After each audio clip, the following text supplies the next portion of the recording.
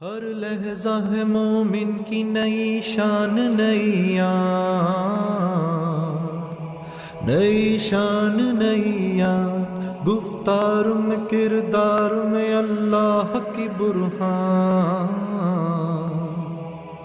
اللہ کی برہان یا عباد الرحمن یا عباد الرحمن الحمد لله نحمده ونستعينه ونستغفره ونؤمن به ونتوكل عليه ونعوذ بالله من شرور أنفسنا ومن سيئات أعمالنا من يهده الله فلا مضل له ومن يضلله فلا هادي له ونشهد أن سيدنا وسندنا ومولانا وحبيبنا محمدًا عبده ورسوله اما بعد فاعوذ بالله من الشيطان الرجيم بسم الله الرحمن الرحيم ومن يتق الله يجعل له مخرجا ويرزقه من حيث لا يحتسب وقال الله تعالى ومن أعرض عن ذكري فإن له معيشة ضنكا ونحشره يوم القيامة أعمى وقال الله تعالى ألا بذكر الله تطمئن القلوب صدق الله العظيم عزیزان گرامی، اللہ تعالیٰ کا احسان ہے اور کروڑوں شکر ہوں اس کے کہ اللہ جل جلالہ نے ہمیں ان لوگوں میں سے بنایا ہے اور ان لوگوں میں شامل کیا ہے جو اپنی زندگی کے مسائل کے لیے اس کے پاک حبیب صلی اللہ علیہ وسلم کی لائی ہوئی کتاب کی جانب دیکھتے ہیں، جو یہ سمجھتے ہیں کہ ان کے مسئلوں کا حل خود خالق کائنات ہی بتا سکتے ہیں، اور انہی کا بتایا ہوا حل واقعی حل بھی ہے، جو پائیدار بھی ہے، دیرپا بھی ہے اور حقیقی بھی ہے۔ ورنہ انسان اپنی پریشانیوں، اپنے مسائل، اپنی دشواریوں، اپنی بے چینیوں، اپنی بے سکونیوں کے لیے کتنا مارا پھرتا ہے اور کہاں کہاں جاتا ہے، کتنے در کھٹکھٹاتا ہے، کتنی کوششیں کرتا ہے، اور وہ چاہ رہا ہوتا ہے کہ اس کو سکون مل جائے، وہ چاہ رہا ہوتا ہے اس کو کامیابی مل جائے، وہ چاہ رہا ہوتا ہے اس کو چین آرام مل جائے، لیکن چونکہ اس کی تلاش کی جگہیں غلط ہوتی ہیں، جہاں سے وہ حاصل کرنا چاہ رہا ہوتا ہے وہاں پر وہ رکھا نہیں گیا ہوتا، تو اس کی یہ ساری کوشش اور اس کی یہ ساری جد و جہد، اس کی یہ ساری بھاگ دوڑ، اس کا یہ سارا گھومنا پھرنا اکارت اور ضائع جاتا ہے۔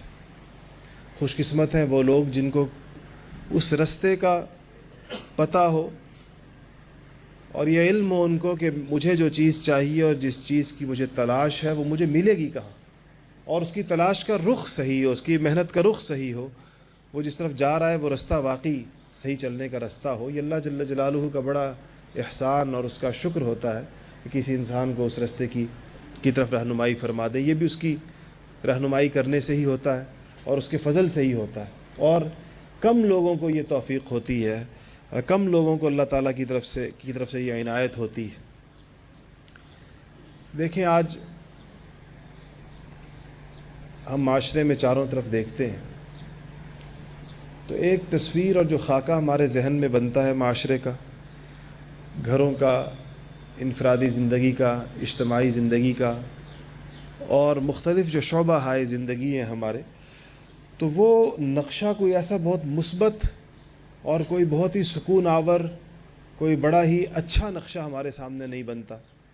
جہاں پر بھی دیکھیں، جس سے بھی ملیں، جس کو بھی قریدیں، جس سے بھی معلوم کریں، تو ہر انسان ایک خاص قسم کی پریشانیوں میں مبتلا، اپنے اپنے میدان کے بقدر، اپنی اپنی چیزوں کے مطابق، جن احوال جن ظروف کے اندر وہ ہے اس کے مطابق ہوتا ہے، اور اس پریشانیوں سے نکلنے کی کوشش کے اندر بھی اس کے ساتھ ساتھ وہ مصروف ہوتا ہے۔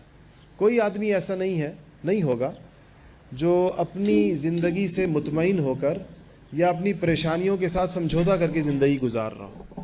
ہر آدمی اپنی پریشانیوں سے نکلنے کی کوشش کر رہا ہوتا ہے، اپنی سی کوشش کر رہا ہوتا ہے، پرسکون زندگی کی خواہش رکھتا ہے اور اس کے لیے بھی وہ محنت جد و جہد کر رہا ہوتا ہے، کچھ رستے اس نے اس کے اختیار کیے ہوتے ہیں، لیکن بدقسمتی یہی ہوتی ہے کہ وہ بعض اوقات جن چیزوں سے نکلنا چاہ رہا ہے وہ اس کے نتیجے میں اور روز بروز اس میں دھنستا چلا جاتا ہے۔ یہ جو لوگ نشاور چیزوں کی جانب جاتے ہیں، کبھی آپ ان سے پوچھئے کہ یہ کیوں گئے اس کی جانب اور کیسے ان کا اس طرف جانا ہوا، تو ان میں ایک بڑی تعداد آپ کو ان لوگوں کی ملے گی جو سکون کی تلاش میں گئے۔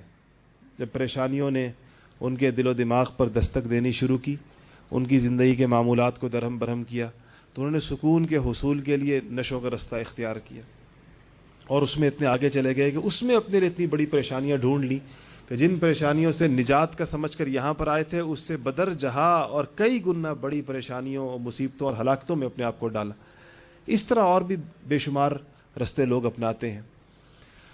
اللہ جل جلالہ نے اپنی کتاب میں قرآن پاک کو، جو مسلمانوں، انسانوں، پوری عالم انسانیت کی ہدایت کے لیے آسمان سے آنے والا آخری پیغام ہے قیامت تک، صبح قیامت تک، اس میں اللہ جل جلالہ نے جا بجا مختلف تعبیرات سے، مختلف انداز میں، مختلف واقعات کے پیرائے میں، مختلف مواقع پر ایک ہی بات کو بار بار دہرایا ہے۔ دیکھا جائے تو ایک ہی بات کو مختلف انداز میں بار بار کیا گیا ہے اور لوگوں کو مختلف طریقوں سے اس کی جانب لایا گیا ہے۔ اسی لیے ہمارے بزرگوں میں اہل اللہ، جن کو معرفت الہی حاصل ہو جاتی ہے اور جو اللہ تعالیٰ کی، جن کو اللہ تعالیٰ بہت سے مشاہدات سے نواز دیتے ہیں، وہ قسمیں کھا کھا کر، میں حکیم الامہ مجدد الملہ حضرت مولانا اشرف علی صاحب تھانوی رحمۃ اللہ علیہ کے مواعظ میں دیکھتا ہوں تو حضرت باقاعدہ قسمیں کھا کر کہتے ہیں کہ میں خدا کی قسم کھا کر کہتا ہوں کہ سکون اور یکسوئی فلانی چیز میں ہے، اور یہ قسم کھا کر کسی بات کو کہنا بڑی ذمہ داری کی بات ہے، لیکن اللہ تعالیٰ نے چونکہ ان کو دکھا دیا ہوتا ہے، ان کو وہاں تک پہنچا دیا ہوتا ہے، وہ چیزیں خود عیاناً وہ دیکھ چکے ہوتے ہیں، اس لیے ان کے لیے پوری ذمہ داری کے ساتھ اور پوری یقین کے ساتھ بات کرنا آسان ہو جاتا ہے۔ قرآن پاک میں اللہ تعالیٰ نے ایک جگہ ارشاد فرمایا، جو آیت میں نے آپ کے سامنے پڑھی کہ وَمَنْ أَعْرَضَ عَنْ ذِكْرِي فَإِنَّ لَهُ مَعِيشَةً ضَنْكَ۔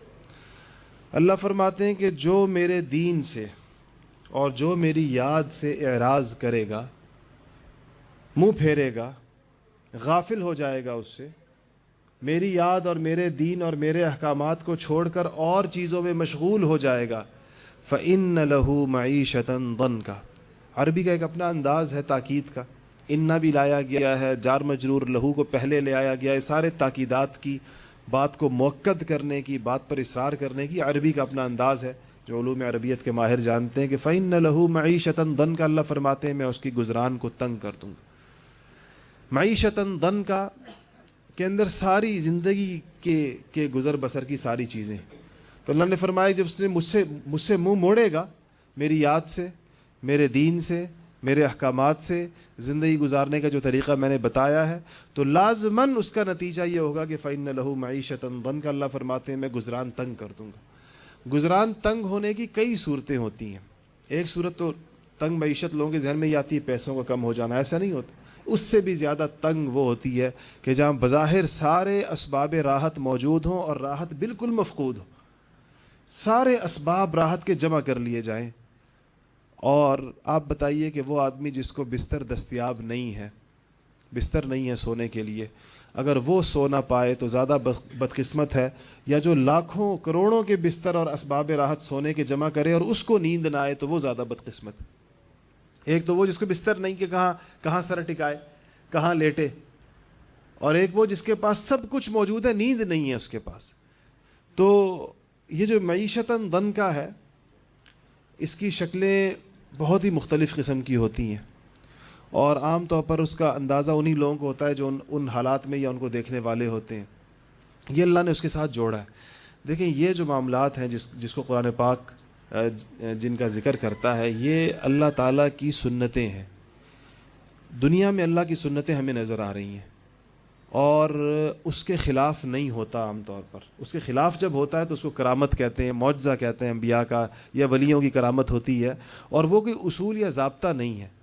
معجزہ نبی کے اختیار میں نہیں ہے، کرامت ولی کے اختیار میں نہیں ہے، وہ عادت کے خلاف ہوتا ہے۔ عادت یہی ہے کہ میں اگر ایک بھاری پتھر یہاں سے چھوڑوں گا تو وہ نیچے جائے گا، اصول یہی ہے. ایسے تو نہیں ہوگا کہ میں بھاری پتھر یہاں سے پکڑ کے چھوڑوں تو وہ اوپر چلا جائے, چھوڑا جائے گا تو پتھر نیچے جائے گا. یہ پتھر کا نیچے جانا, زمین کا کشش ثقل ہونا, یہ اللہ تعالیٰ کی طرف سے رکھی گئی چیزیں ہیں, خواص الاشیاء ہیں.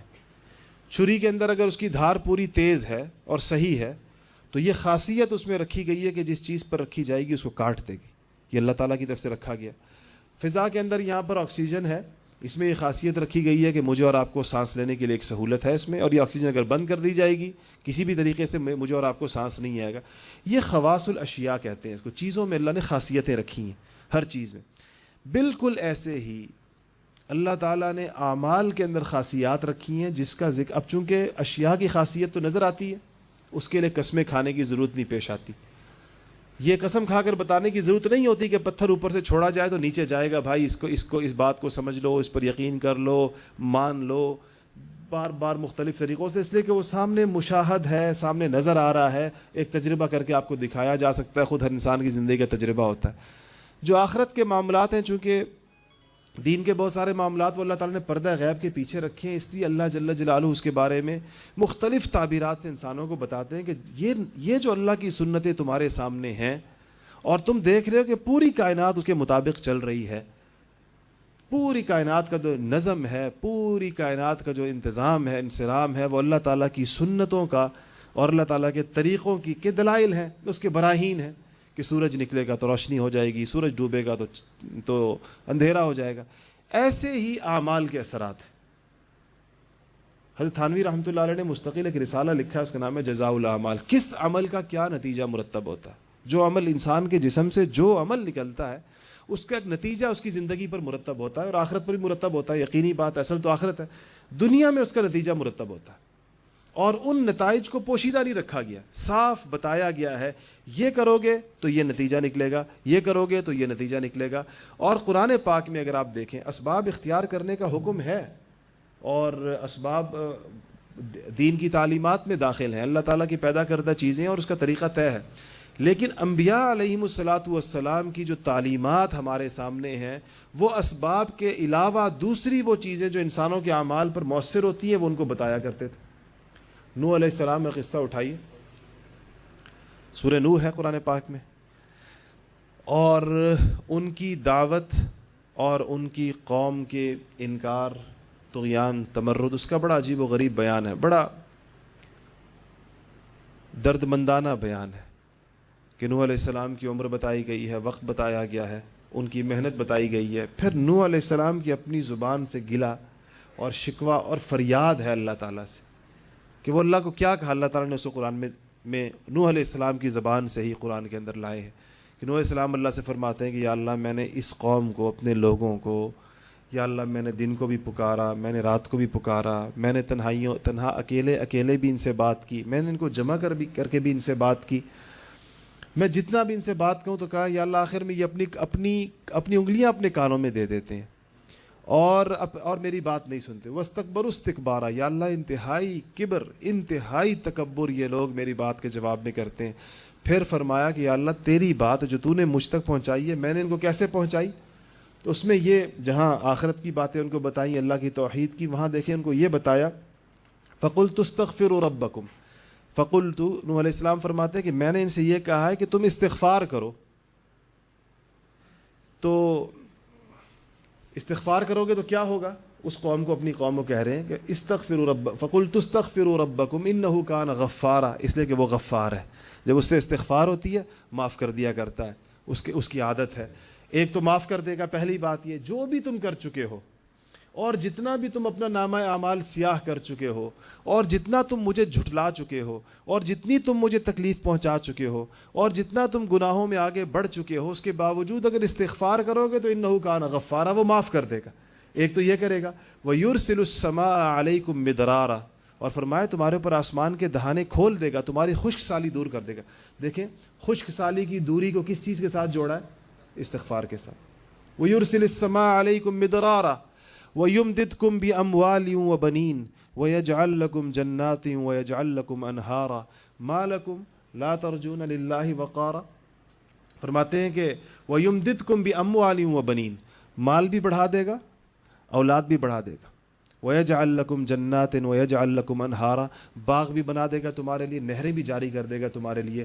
یہ سارا کچھ نوح علیہ السلام جوڑ رہے ہیں، یہ استغفار کی خصوصیات، اور خود اللہ تعالیٰ کو اپنی کارگزاری سنا رہے ہیں کہ اللہ میں نے ان کو یہ بھی بتایا ہے، تیرے غفار ہونے کا بھی بتایا ہے، اور یہ بھی بتایا کہ جب تجھ سے لوگ معافی مانگتے ہیں اور تجھ سے لوگ استغفار کرتے ہیں، اور جب تیرے آگے لوگ جھک جاتے ہیں اور تجھ سے اپنی بغاوت ختم کر دیتے ہیں، تو یا اللہ نہ صرف تو معاف کر دیتا ہے بلکہ تو ان کے سارے مسائل حل کر دیتا ہے، ان کی دنیا اور آخرت کے سارے مسائل حل کر دیتا ہے.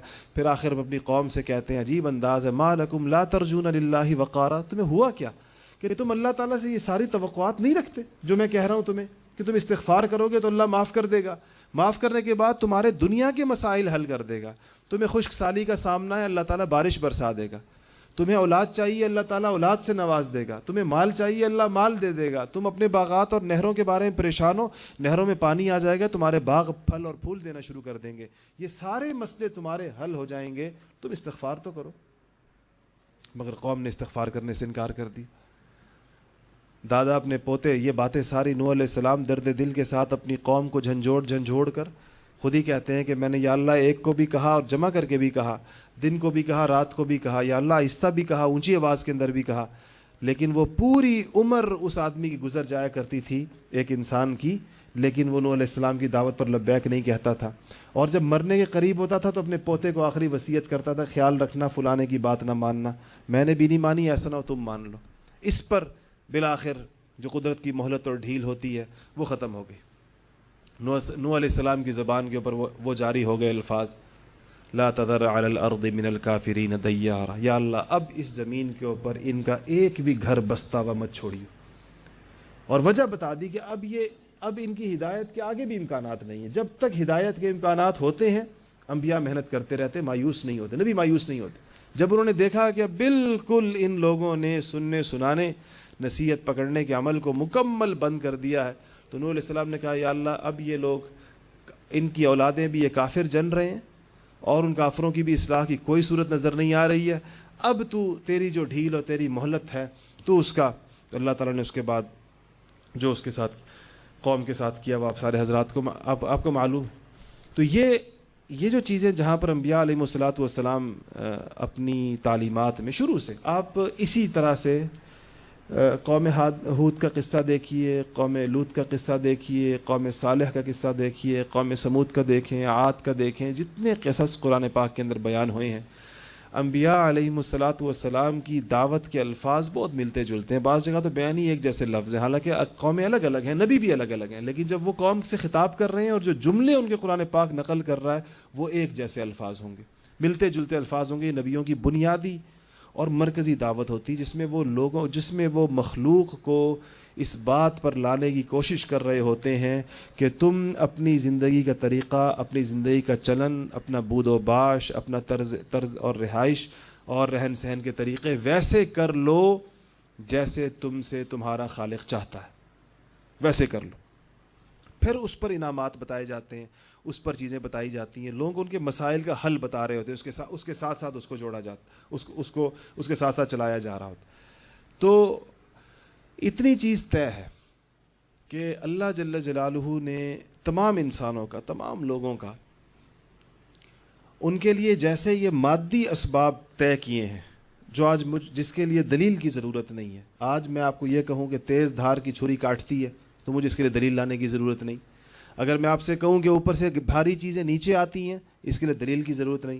اگر میں آپ سے کہوں کہ سورج جو ہے اس سے روشنی پھیلتی ہے تو دلیل کی ضرورت. جیسے یہ مادی اسباب اللہ تعالیٰ کی مخلوق آپ کے سامنے اپنے خواص کے ساتھ ہے، ایسے ہی روحانی اور باطنی اسباب اللہ جل جلالہ نے قرآن پاک میں بیان فرمائے ہیں کہ اس عمل کا یہ نتیجہ ہے، اس عمل کا یہ نتیجہ ہے، اس عمل کا یہ نتیجہ ہے. اور جب تک لوگ اس پر آئیں گے نہیں، اگر کسی اور ذریعے سے وہ اپنے مسائل کو حل کرنا چاہیں گے، ان کے مسائل کبھی حل نہیں ہوں گے. یہ یقینی اور طے شدہ بات ہے. سکون قلب کے لیے، اپنے دلوں کو مطمئن کرنے کے لیے، اپنی منتشر چیزوں کو مجتمع کرنے کے لیے کہ انسان اپنے سارے پھیلے ہوئے منتشر افعال کو، اعمال کو، احوال کو مجتمع کر لے، اور دل کی وہ قوت جو اللہ تعالیٰ نے اس کے اندر ودیعت کی ہے، جو سب سے قوی چیز ہے انسان میں. آپ یقین کیجئے کہ ہاتھ کی قوت تو کچھ بھی نہیں، اور دل کی قوت جو انسان میں رکھی ہے. مجھے ایک واقعہ میں کل حضرت تھانوی رحمۃ اللہ علیہ کا ایک واعظ پڑھ رہا تھا رستے میں جہاز میں, تو عجیب قصہ تھا. حضرت نے لکھا کہ بادشاہ کے دربار میں دو مشہور بزرگ تھے, حضرت جنید بغدادی کا نام سنا اور حضرت شبلی. یہ دونوں جمع ہو گئے. یہ حضرت تھانوی رحمۃ اللہ علیہ کے مواعظ سے میں قصہ سنا رہا ہوں آپ کو. دونوں جمع ہو گئے. بادشاہ نے دونوں کو بلایا اور اس مجلس میں وہ بار بار حضرت جنید کی گستاخی کر رہا تھا, ان کو کچھ برا بھلا کہہ رہا تھا, کسی بات پہ ناراض ہو گئے. جنید تو صبر کر رہے تھے, شبلی کو سے برداشت نہیں ہوا تو کہا بادشاہ کے جس طرح دربار ہوتا ہے ان کے سامنے قالین تھا, اس قالین کے اوپر ایک جو پرنٹ ہوتا ہے نقش جو ہوتا ہے اس میں ایک شیر بنا ہوا تھا. قالین پر دیکھو گے آپ نے, قالینوں پر لوگ تصویریں بناتے ہیں تو اس پر شیر بنا ہوا تھا. تو کہا کہ حضرت شبلی کو جب غصہ زیادہ آیا اور ان سے ضبط سے باہر ہوا تو انہوں نے اس قلب کی جو توجہ ہے وہ اس نقش کی جانب کی, قالین کی جانب, تو وہاں سے زندہ شیر نکلا اس کو شکل دے دی. تو کہا اس پر حضرت جنید نے توجہ ڈالی, اس کو واپس نقش کے اندر ڈالا.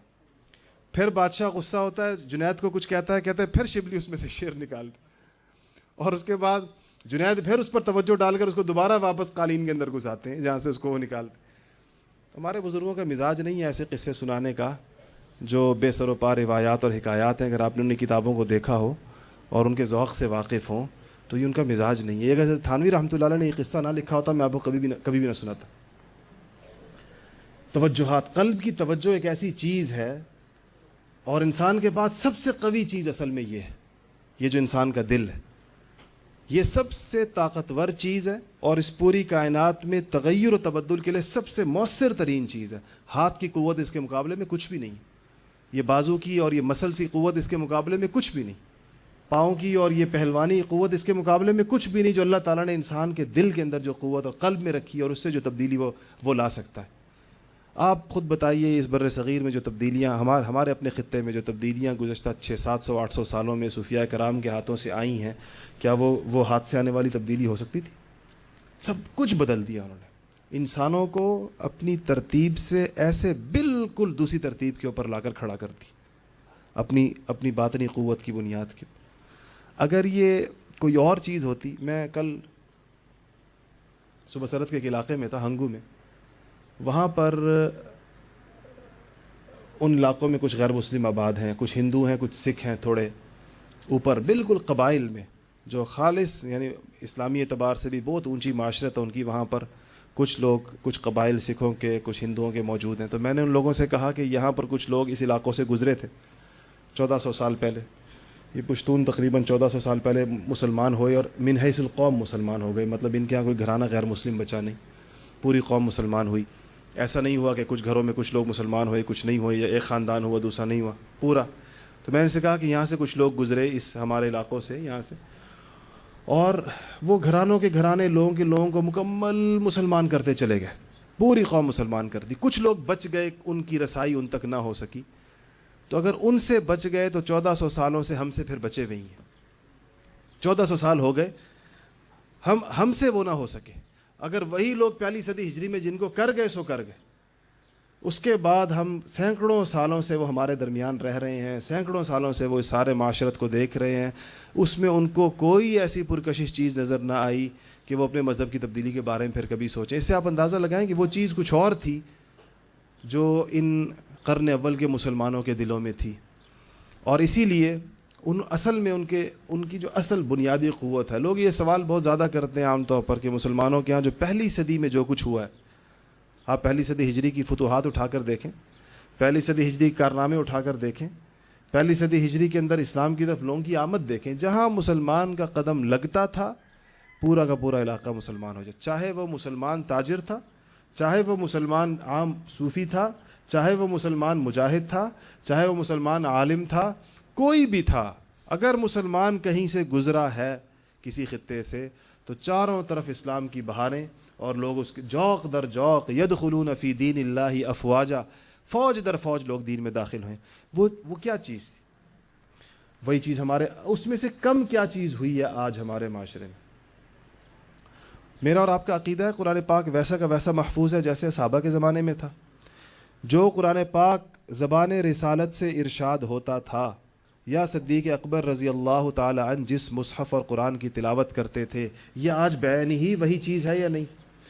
زبان رسالت سے جو اور باتیں ارشاد ہوئی ہیں حدیث کی شکل میں، احادیث مبارکہ، وہ بعین ہی وہی ہیں جو زبان رسالت سے ارشاد ہوئی یا نہیں؟ تو چیزیں تو ہمارے پاس ساری وہی ہیں. صحابہ کے پاس بھی یہی تھے. صحابہ کے بعد والے صحابہ کے پاس چلے حضور کی صحبت تھی صلی اللہ علیہ وسلم، سب سے اونچی چیز تھی، وہ اس کا تو کوئی بدل نہیں ہو سکتا، اس نعمت کا تو کوئی اور اس کی صورت نہیں ہو سکتی. لیکن اس کے بعد تابعین کا دور آتا ہے تو ان کے پاس بھی یہی چیزیں تھیں. کمی کس چیز میں آئی ہے کہ جب قرآن ویسے موجود ہے، اور الحمدللہ اللہ کا شکر ہے ہم جتنے بھی گئے گزرے ہیں اور جتنے بھی بدعمل ہیں لیکن قرآن پاک کو اللہ تعالیٰ کا کلام سمجھتے ہیں، اس سے عقیدت رکھتے ہیں، اس سے محبت رکھتے ہیں، احادیث مبارکہ کو سر آنکھوں پر رکھتے ہیں. آج بھی قرآن کو، ناموس رسالت کو مسائل پیش آتے ہیں تو ہماری سوئی ہوئی قوم کیسے جاگ جاتی ہے. جھنجھوڑ لوگ ان کو جھنجھوڑ دیں تو پھر اس پر اس کا پورے اثرات ہوتے ہیں. کمی اس یقین میں آئی ہے جو صحابہ کرام کو قرآن پاک پڑھ کر حاصل ہوا تھا، اس کے مندرجات پر جو کچھ اس میں تھا کرنے، بلکہ مسلمانوں کو ایسا یقین تھا، ایسا گہرا، کہ جس طرح ہمیں اپنے مشاہدے پر جو یقین ہے، اپنی آنکھوں سے دیکھے ہوئے پر جو یقین ہے، جیسا یہ میرے کپڑے اگر سفید آپ کو نظر آ رہے ہیں، اس کی سفیدی پر آپ کو یقین. اگر ابھی کوئی بندہ کہے یہ سفید نہیں ہے سیاہ ہیں، تو آپ کو اس بات کو رتی بھر آپ کی اس سے آپ کے یقین پر اثر نہیں پڑے گا کہ یہ سفید ہے. یہ مشاہدے کا یقین ہے، آنکھ کا، تجربے کا یقین ہے. صحابہ کو قرآن و سنت کے ان چیزوں پر جو غیب کی ہیں اس سے زیادہ یقین تھا.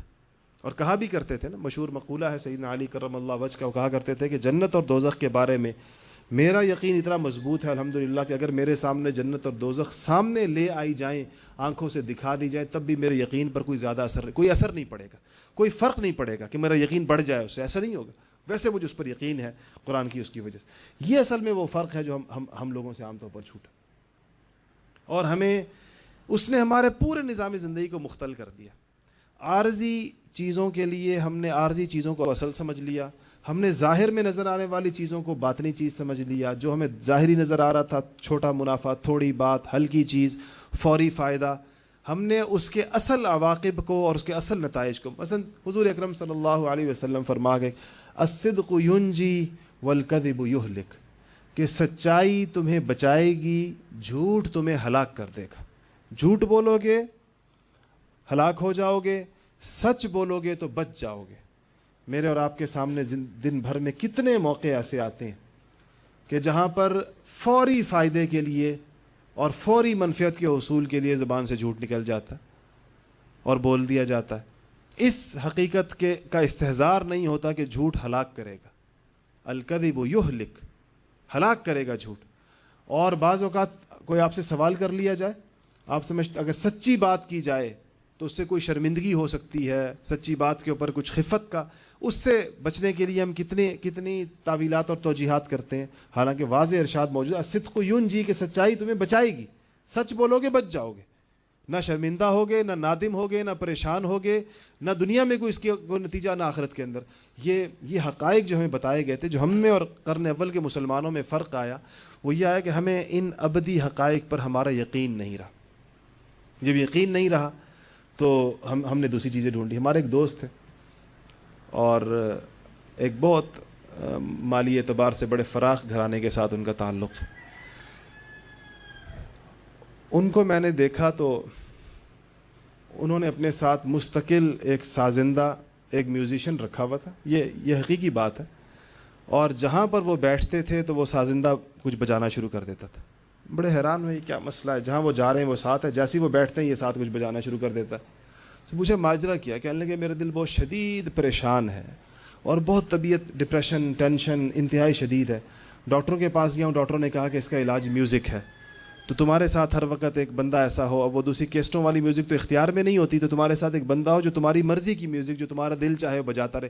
تو چونکہ بڑے مالدار آدمی ہیں اور ان کے لیے مسئلہ نہیں، ایک نہیں پوری جماعت بھی ساتھ، تو وہ انہوں نے بس یہ بندے رکھے، وہ جہاں بیٹھے ہیں تو وہ کوئی چیز چھیڑ دیں، جہاں بیٹھے ہیں کوئی چیز کے لیے، اور وہ اس کے ذریعے، اور اس نے ان کی پریشانی میں اتنا اضافہ کیا کہ ہسپتال پہنچا کے دم لیا. وہ اس علاج سے پہلے جو ہے نا کم از کم گھر میں تھے، پریشان تھے، لیکن اس ایسا تیر بہدف علاج کیا گیا ان کا کہ اس کے نتیجے میں ہسپتال جا پہنچے. تو یہ ہمارے ان علاجوں کے نتائج ہیں کہ چیزیں اب کتنی واضح قرآن پاک کی آیت ہے کہ اطمینان قلب اللہ تعالیٰ نے ذکر اللہ میں، الا بذکر اللہ، دیکھیں اللہ تعالیٰ متوجہ فرماتے ہیں، گویا کہ اللہ تعالیٰ چونکہ مخلوق کو جانتے ہیں، اپنے لوگوں کو پیدا فرمایا تو جانتے ہیں کہ اس بات کو کتنا وزن دیں گے، اور اس بات کو چھوٹی بات نہ سمجھا کہ ذکر اللہ تو بڑی آسان سی چیز ہے، اطمینان قلب تو بڑی مشکل سے حاصل ہوتا ہے، تو پھر ان جگہوں کے اوپر گویا تھوڑا جھنجھوڑ کر کہتے ہیں، ہلا کر وہ بات کی جاتی ہے، تو کہنا الا، آگاہ رہو، سنو، متوجہ ہو، یہ بات جو کی جا رہی ہے مطلب اس کو ہلکا نہ لینا، بذکر اللہ تطمئن القلوب، کہ اللہ کے ذکر سے دلوں کو اطمینان ملتا ہے، دل مطمئن ہو جاتے ہیں، دلوں کے اندر بالکل جس طرح کے اطمینان کی پوری لہر دوڑ جاتی ہے وہ اللہ تعالیٰ کے ذکر کے ساتھ۔ دوسری جگہ پورے قرآن پاک میں جا بجا دوسرے لوگوں کے بارے میں بتایا گیا، دوسری قوموں کے بارے میں بتایا گیا، اللہ تعالیٰ نے جہاں پر بھی ان کا ذکر کیا ہے، ان کی چاہے پریشانیوں کا، ان کی تباہیوں کا، ان کی معاشی بدحالی کا، دیکھیں ایک پرسکون زندگی کا تصور کیا ہے۔ تھوڑی دیر کے لیے آپ اس کو سوچیں کہ ایک آدمی اگر زندگی کو پرسکون کرنا چاہے تو اس کا تصور کیا ہے، اس کے ضروریات کیا ہیں، اس کے لوازمات کیا ہیں، اس کے تقاضے کیا ہیں، کیا چیزیں زندگی میں آ جائیں تو پرسکون ہوتی ہیں۔ سب سے پہلے تو ظاہر بات ہے کہ دل کی کیفیت، ہم سب کا مشاہدہ اور تجربہ ہے کہ سارے اسباب کے ہوتے ہوئے انسان کو پریشانی ہوتی ہے، سارے اسباب راحت کے ہوتے ہیں، پیسے بھی ہوں گے اس کے پاس، گھر بھی ہوگا اس کے پاس، گاڑی بھی ہوگی، لیکن بے چین ہوگا۔ اس کا مطلب پہلی چیز قلب کا سکون ہے کہ دل کو مطمئن ہونا چاہیے، دل کو مجتمع ہونا چاہیے، اس میں تشویش نہ ہو، اس میں وحشت نہ ہو، اس میں خوف نہ ہو، اس میں ڈر نہ ہو کسی چیز کا، اضطراب اور بے چینی نہ ہو۔ یہ ایک پرسکون زندگی کی ایک ضرورت یہ ہے۔ پرسکون زندگی کی دوسری ضرورت ہے کہ انسان کی ضروریات پوری ہو جائیں، اپنی ضروریات کے لیے بہت زیادہ پریشان نہ ہو۔ جو چیزیں اللہ تعالیٰ نے اس کی ضرورت بنائی ہیں، انسان کو پیدا کرنے کے بعد کچھ چیزیں اس کی ضرورت طے ہوئی ہیں کہ انسان کو یہ چیزیں چاہیے ہوں گی، وہ اس کو مل جائیں۔ اگر وہ اس کو مل جائیں جتنی اس کو چاہیے، جو اس کی ضرورت ہے، تو ظاہر بات ہے یہ بھی اس کے سکون کے لیے ایک ضروری چیز ہے اور اس کو وہ چاہیے ہوتی ہے۔ تیسری چیز اس کے تعلقات اور اس کے مراسم ہیں، اگر وہ سارے اپنی جگہ کے اوپر ٹھیک ہوں، جن لوگوں کے ساتھ اس کا معاملہ ہے، اگر وہ سارے کے سارے ٹھیک ہوں تو اس کی زندگی پرسکون ہوتی ہے۔ کوئی کسی ایک تعلق کی بھی خرابی انسان کے نظام زندگی کو مختل اور پریشان کرتی ہے۔ ان ساری چیزوں کو قرآن پاک نے نام بنام لیا ہے اور ان کا ذکر کر کے ان کا حل بتایا کہ کیسے اس کا مسئلہ کیسے حل ہوگا۔ قلب کی پریشانی، قلب کے انتشار، دل کے اندر ایک تشویش، ایک وحشت، خوف، اس کے لیے ذکر اللہ کا رستہ بتایا، اور دوسری جگہ دین پر استقامت کا رستہ بتایا کہ ان الذین قالوا ربنا اللہ ثم استقاموا، آتا ہے تتنزل علیہم الملائکہ وغیرہ، اور لا خوف علیہم ولا هم یحزنون، خوف نہیں ہوگا، حزن نہیں ہوگا جو لوگ دین پر استقامت اختیار کریں گے۔ استقامو ایک لفظ، اس پر ہم نے یہاں پر مستقل بات کی تھی، آپ حضرات کو یاد ہوگا استقامو کے لفظ پر کہ اللہ تعالیٰ نے ایک لفظ صرف بتا دیا کہ کہہ دو قالوا ربنا اللہ، اللہ ایک ہے یا میرا رب اللہ ہے، ثم استقامو، پھر استقامت اختیار کرو، اس پر پھر سارے فضائل آگے ذکر کیے گئے۔ استقامو پورے دین پر عمل کرنے کا نام ہے کہ دین کے تمام مطالبات کے اوپر عمل کرتا ہے، تو اللہ تعالیٰ واضح طور پر ان کے بارے فرما رہے کہ نہ اس کو خوف ہوگا اور نہ اس کو حزن ہوگا، کوئی پریشانی نہیں ہوگی، کوئی ملال نہیں ہوگا، کوئی بے چینی نہیں ہوگی، کوئی ندامت نہیں ہوگی۔ دوسری چیز، انسان کو پریشانیوں سے نکلنے کا رستہ، انسان کو کہ رزق کی وسعت اور انسان کے تمام امور اپنی جگہ کے اوپر ٹھیک رہیں، اس کے لیے جا بجا مختلف تعبیرات کے ساتھ ایک لفظ بتایا گیا ہے، ایک حل بتایا گیا ہے، اور وہ ہے تقوی۔ وَمَن يَتَّقِ اللَّهَ يَجْعَل لَّهُ مَخْرَجًا وَيَرْزُقْهُ مِنْ حَيْثُ لَا يَحْتَسِبُ، اور جو تقوی اختیار کرے گا، اللہ فرماتے ہیں کہ میں اس کے لیے يَجْعَل لَّهُ مَخْرَجًا، مخرج کہتے ہیں نکلنے کے رستے کو، اللہ فرماتے ہیں میں اس کو تمام مسائل میں، پریشانیوں میں نکلنے کے رستے بناؤں گا، اس کے لیے رستہ بن جائے گا، اس کا گھرے گا نہیں کسی بھی پریشانی کے اندر۔ آئیں گی، انسان ہے تو انسان کو تو بنایا ایسے کہ اس کے مسائل تو آتے ہیں، ہر مسئلے سے اس کو نکلنے کا رستہ تقوی کی برکت سے دیا جائے۔ یجعل لہ من امرہ یسرا، دوسری جگہ کہا ومن یتق اللہ یجعل لہ من امرہ یسرا، جو آدمی تقوی اختیار کرے گا، اللہ فرماتے ہیں میں اس کے معاملات کو آسان کر دوں گا، میں پریشانیوں کو دور کر دوں گا، چیزیں اس کے لیے آسان اور سہل ہو جائیں گی۔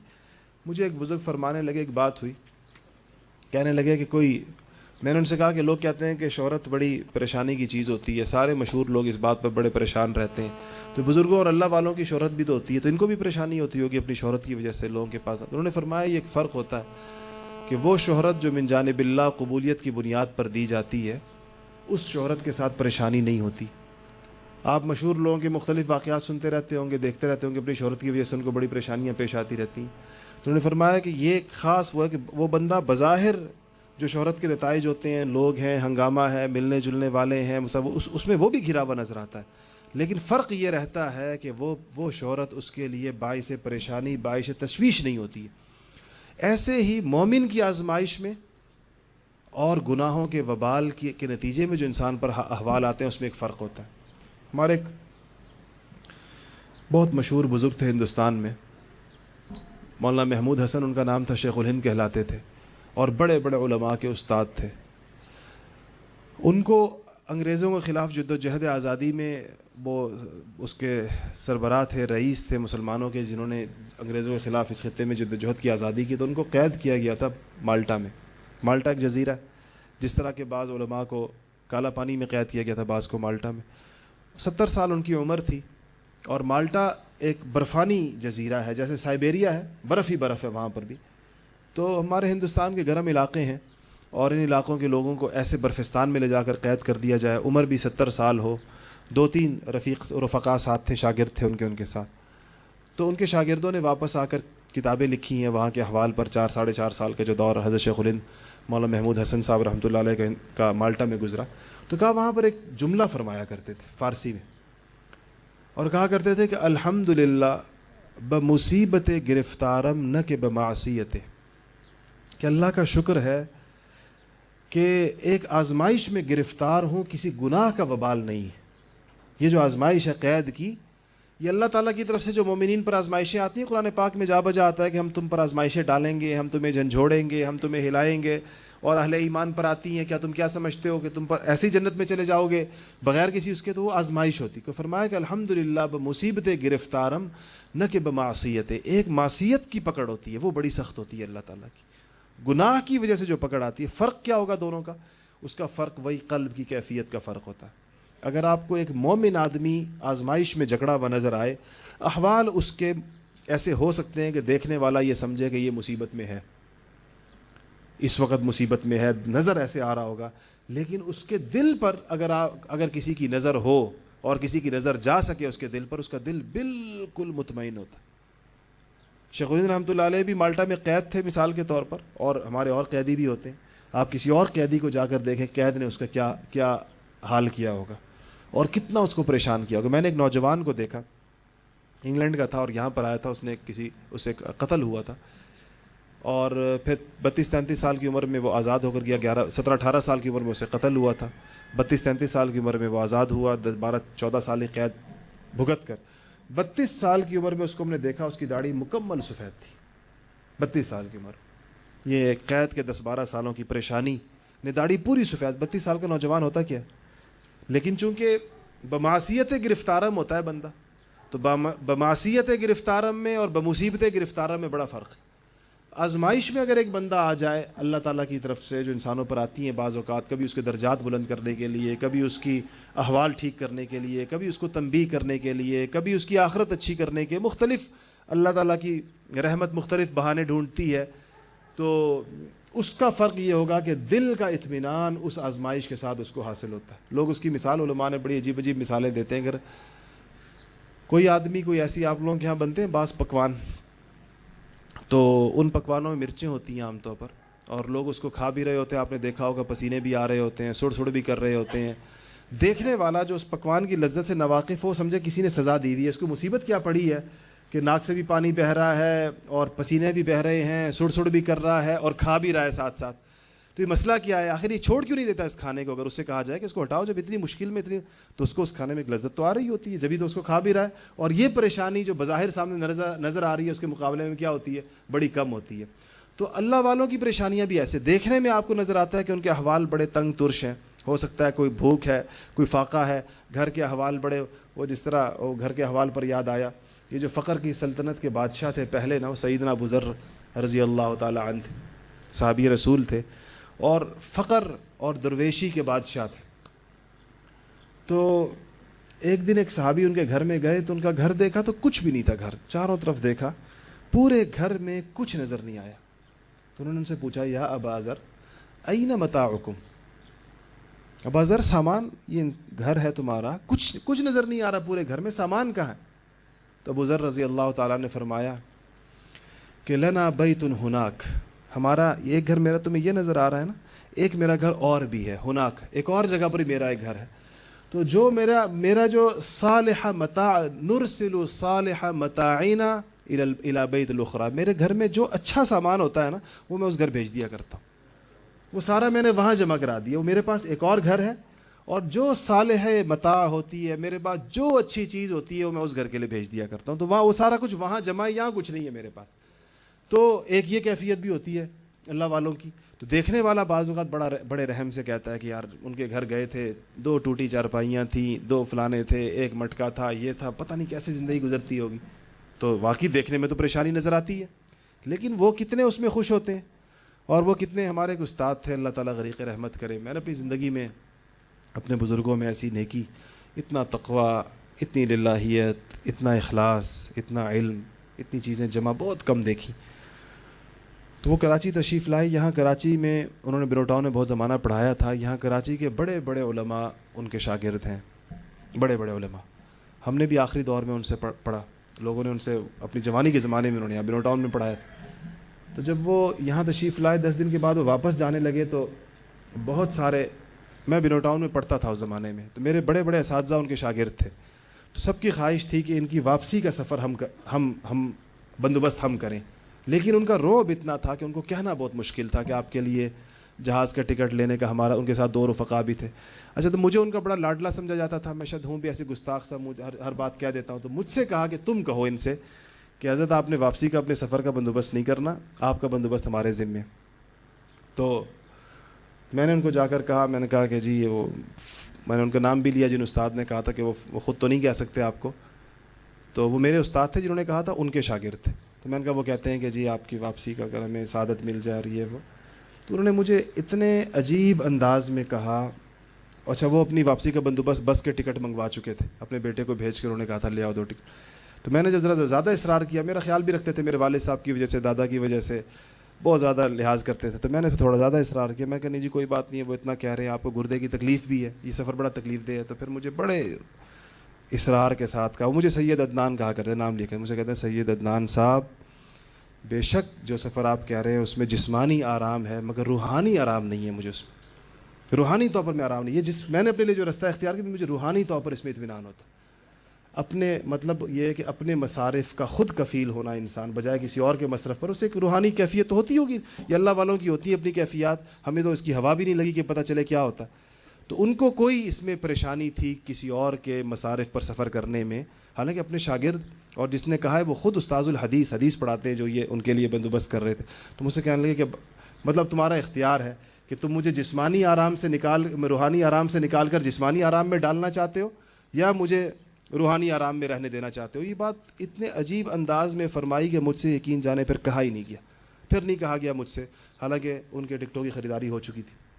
میں نے آ کر استاد جی سے کہا, میں نے کہا جی یہ ٹکٹ آپ واپس کر دیں, اور بالکل میرا مزید ہمت نہیں کہ میں ان کو اس پر اصرار کر سکوں. تو یہ ان کی اپنی ایک دل کی دنیا ہوتی ہے, جو ظاہراً اب دیکھنے میں کتنا تکلیف کا سفر ہے. آپ یہاں سے پشاور تک بس میں جائیں, 24-26 گھنٹے کا سفر, اس کے بعد پھر آگے 4 گھنٹے کا اور سفر کریں, تو یہ 28 گھنٹے کا سفر دیکھنے میں تو پریشانی ہے, اور سراسر پریشانی ہے, بجائے سے اگر وہ 1.5 گھنٹے میں ہو جائے.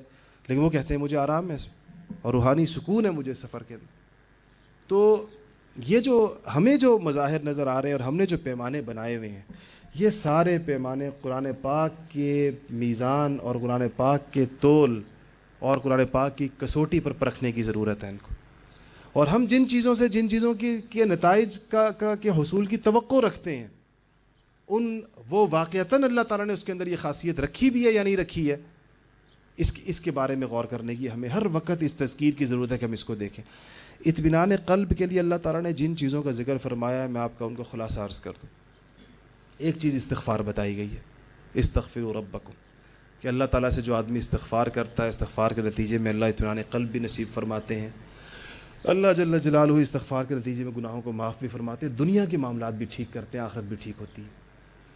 دوسری چیز صلہ رحمی ارشاد فرمائی۔ حضور اکرم صلی اللہ علیہ وسلم نے فرمایا کہ جو آدمی یہ چاہتا ہو کہ میرے رزق میں برکت ہو اور میری عمر زیادہ ہو، تو اس کو چاہیے کہ اپنے رحم کے ساتھ صلہ کرے، اس کو چاہیے کہ صلہ رحمی کرے، اپنے رشتہ داروں کے ساتھ، بھائی بندوں کے ساتھ، لوگوں کے ساتھ حسن سلوک کرنا اور ان کے حقوق کی ادائیگی کرنا، اپنے فرائض ادا کرنا، ان کے حقوق کا خیال کرنا، خبر گیری کرنا، یہ صلہ رحمی کہلاتی ہے۔ اور جو بندہ یہ کرے گا، حضور اکرم صلی اللہ علیہ وسلم نے فرمایا کہ اس کے رزق میں برکت ہوگی اور اس کی عمر میں برکت ہوگی۔ تیسری چیز جو بلاؤں کو ٹالتی ہے اور اللہ تعالیٰ کی رحمتوں کو کھینچنے کا باعث بنتی ہے، وہ انفاق فی سبیل اللہ ہے، اللہ کے راستے میں خرچ کرنا۔ الصدقۃ رد البلا، حدیث شریف میں آتا ہے کہ صدقہ بھی مصیبتوں کو، پریشانیوں کو ٹالتا ہے۔ تو انسان اپنے اس کے بقدر، میں نے آپ کو یہاں ایک قصہ سنایا تھا، میرے ایک استاد تھے اور وہ راوینڈ میں پڑھتے تھے، راوینڈ میں مدرسہ ہے مرکز کے اندر۔ پھر ہم نے ان سے سبق پڑھا تو مجھ سے کہنے لگے کہ ہمیں اساتذہ نے، میں چھوٹا سا تھا جب میں پڑھتا تھا، 13-14 سال میری عمر تھی، اور ہمیں ایک دن اسباق کے اندر کوئی یہ بات آئی کہ انفاق کرنا چاہیے، اللہ کے راستے میں خرچ کرنا چاہیے، جتنے انسانوں تک آپ کے خرچ کا اثر پہنچے گا آپ کو اس کے نتیجے میں اتنی مصیبتیں ٹلیں گی، رزق میں برکت ہوگی، یہ ساری چیز سنی۔ تو کہا میں 13-14 سال کا طالب علم تھا اور میرے والد صاحب بڑا محدود سا میرا خرچہ میرے ایک استاد کو دے کر جایا کرتے تھے کہ اگر اس کی کوئی ضرورت ہو تو وہ پوری کر لیا کرے۔ مجھے کہا ہوا تھا تمہیں کوئی چیز چاہیے ہوا کرے تو استاد سے لے لیا کرو، میں تمہارے استاد کے پاس، کہتے تھوڑی سی، غریب سے والد کی اولاد تھے تو کہتے تھوڑی سی رقم میرے استاد کے پاس جمع کرایا جایا کرتے تھے ہر مہینے آ کر۔ وہ استاد کہتے ہیں کہ مجھے 1 روپیہ روزانہ دیا کرتے تھے ناشتے کے لیے۔ کہتے ہیں میں نے سوچا کہ 1 روپیہ ایک طالب علم کو ملتا ہے ناشتے کے لیے، اور اس نے ناشتہ بھی کرنا ہوگا، کچھ چائے بھی پینی ہوگی، کچھ اور بھی، اور انفاق کا شوق بھی ہو گیا اسی میں، چونکہ روایات پڑھی سامنے۔ تو میں نے سوچا اور دل میں یہ تھا کہ انفاق ایسا ہو کہ سب لوگوں کو اس کے اثرات پہنچیں، شوق بھی، جذبہ، ہمت بھی بڑی اونچی تھی۔ تو کہتے ہیں اللہ تعالیٰ نے دل میں یہ ڈالا کہ اگر 1 روپے کا میں نمک خرید لوں اور وہ اس مطبخ میں جمع کرا دوں، اس زمانے میں 1 روپے کا کئی دھڑی نمک آیا کرتا تھا، تو وہ نمک اس کھانے کے اندر پڑ جائے گا، یہاں پر 8-10 ہزار بندے آتے ہیں، ان سب تک میرے انفاق کا اثر پہنچ جائے گا۔ تو کہنے لگے کہ میں نے وہ نمک خریدا 1 روپے کا، 10 کلو یا 15 کلو، اور میں لے گیا بڑے مطبخ میں۔ راونڈ کا بڑا مطبخ آپ میں سے بہت سے لوگوں نے دیکھا ہوگا، آج کل میرے خیال ہے 25-30 ہزار افراد کا کھانا ایک وقت میں پکتا ہے وہاں پر، اس زمانے میں کوئی 10,000 افراد کا کھانا پکتا تھا ایک وقت میں۔ تو کہتے ہیں میں نے جا کر مطبخ کے مسئول کو نمک دے دیا، میں نے کہا جب آپ کھانا پکاتے ہیں تو نمک میرا اس میں ڈال دیا کریں، اور جب یہ نمک ختم ہو جائے تو مجھے بتا دیں، میں اور نمک لا کے دے دوں گا۔ تو کہتے ہیں 3-4 روپے میں مہینے کے پورا رائیونڈ میرے انفاق والے پیسوں سے جو ہے وہ اللہ تعالیٰ ان تک پہنچاتا تھا۔ کہتے ہیں اللہ نے دل میں ڈالی کہ میری معیشت میں یہی ممکن تھا، لیکن اب آپ سوچیں ذرا، اس کے ذریعے سے ایک آدمی 10,000 آدمیوں کا مطلب 2 وقت کا 20,000، 6 لاکھ افراد کا کھانا ہو گیا ایک مہینے میں۔ ایسے ہی ہے نا، 20,000 افراد روزانہ ہو جائیں تو یہ 30 دنوں میں کتنے ہو جاتے ہیں؟ 6 لاکھ افراد ہو جاتے ہیں۔ تو 3 روپے میں ایک آدمی 6 لاکھ افراد کے کھانے میں شریک ہوتا تھا۔ تو انفاق سے ہمارے ذہن میں یہ نہ آئے کہ ہم سے کوئی بڑے بڑے مطالبے ہیں اللہ تعالیٰ کے، انسان سے اس کی معیشت کے بقدر ہے، جتنا اس کے پاس ہے اس میں سے کوئی۔ ہمارے حضرت مفتی رشید احمد صاحب رحمۃ اللہ علیہ کا عجیب معمول تھا، زندگی کے ایک مرحلے پر حضرت کا معمول تھا کہ وہ اپنی آمدن کا 10% اللہ کے راستے میں دیا، متعین طے تھا 10%، پھر وہ 33% ہوا۔ حضرت نے 3 حصے کرتے تھے اپنی آمدن کے۔ اللہ نے حضرت کو بڑی مالی فراخی دی تھی، آپ حضرات کو شاید کچھ حضرات کو اس کا اندازہ ہو۔ حضرت بڑے ٹھاٹھ سے رہتے تھے اور لوگ بڑے حیران بھی ہوتے تھے۔ ہمارے استاد فرماتے ہیں جب ہم پہلی دفعہ تخصص کے لیے آئے تو ہم نے جو حضرت کے انداز دیکھے، ہم نے علماء کے ایسے اسٹائل نہیں دیکھے تھے، تو ہم نے کہا تو حضرت تو عالم کم ہو، کوئی چودھری زیادہ لگتے ہیں، بالکل جو بڑے لوگ جس طرح کہتے ہیں، بڑے حیران ہوئے حضرت کو دیکھ کر، بڑے اس سے رہتے تھے۔ تو حضرت نے پھر اللہ نے بڑی برکت دی تھی، اور آخری عمر میں اپنے شاگردوں کو جو چیزیں دیا کرتے تھے، ہمارے استاد مفتی عبدالرحیم صاحب فرماتے ہیں مجھے جو حضرت نے اپنے کلائی کی گھڑی اتار کر دی، میں نے بیچی تو 12 لاکھ روپے کی بکی، اسی سے ہم نے پہلے اخبار کا دفتر بنایا۔ تو کیا کہ حضرت نے مجھ سے کہا تھا، میں نے کہا کہ مجھے دے دیں، میں اس سے اخبار میں لگاؤں گا، لوگوں کو، اس زمانے میں ذرا مومن نیا نکلا تھا۔ تو حضرت نے اپنے حالات میں لکھا ہے کہ پھر میں نے پہلے 10% طے کیا کہ اپنی آمدن کا 10% دیا کروں گا، پھر اپنی آمدن کا 33% طے کیا کہ 3 حصے کر کے 1 حصہ اللہ کے راستے میں، پھر آمدن کا نصف طے کر دیا کہ آدھا اللہ کے راستے میں، آدھا اپنے لیے، پھر 2 حصے اللہ کے راستے میں، 1 حصے اپنے لیے، پھر 90% اللہ کے راستے میں، 10% اپنے لیے، اور آخری عمر میں 100% اللہ کے راستے۔ سب جو آتا تھا وہ جاتا تھا، آخری عمر کا یہ حال تھا کہ جو آتا اللہ کے راستے. اور وہ بہت اللہ نے، میں نے جس طرح عرض کیا کہ بڑی اسی، اور وہ جتنا یہ حصہ بڑھتا تھا اتنا وہ آمدن بڑھتی جاتی تھی. وہ بہت بڑی وہ تھی. اللہ خیر کے بہت سارے کام اس کے ذریعے سے لیے بہت جگہوں کے اوپر، اور بڑی دور دور تک وقت. تو اللہ تعالیٰ کا مطالبہ جو ہے انسان سے وہ اس کے حالات کے بقدر ہوتا ہے. اس میں مقدار کو نہیں دیکھا جاتا، اس میں تناسب کو دیکھا جاتا ہے. کوئی آدمی اپنی تناسب کیا رکھتا ہے. کسی آدمی کا 1 روپے ہو سکتا ہے کہ اس کے تناسب کا 10% بنے، کسی کا 1 لاکھ اس کے تناسب کا 1000واں حصہ بنے. تو وہ 1 روپے زیادہ قیمتی ہے اللہ تعالیٰ کے نزدیک، جو زیادہ ایک چیز سے یہ انفاق فی سبیل اللہ. تیسری چیز میں نے اب عرض کی. چوتھی چیز جس کا انسان کی زندگی پر اثر ہے، اس کے احوال پر اثر ہے، اس کے معمولات پر اثر ہے، اس کے دل پر اثر ہے، وہ تہجد کی نماز.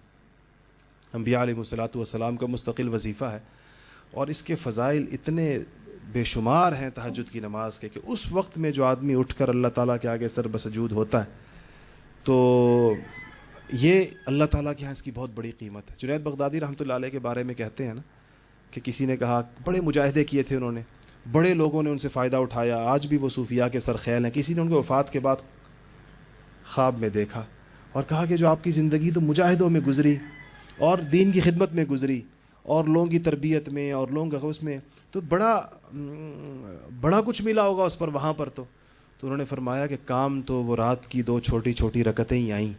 وہ جو تہجد کے وقت میں اٹھ کر 2-4 مختصر تہجد پڑھا کرتے تھے، رکعات لفظ آتا ہے، چھوٹی رکعتیں، کہا وہ ان سے کام بنا یہاں پر.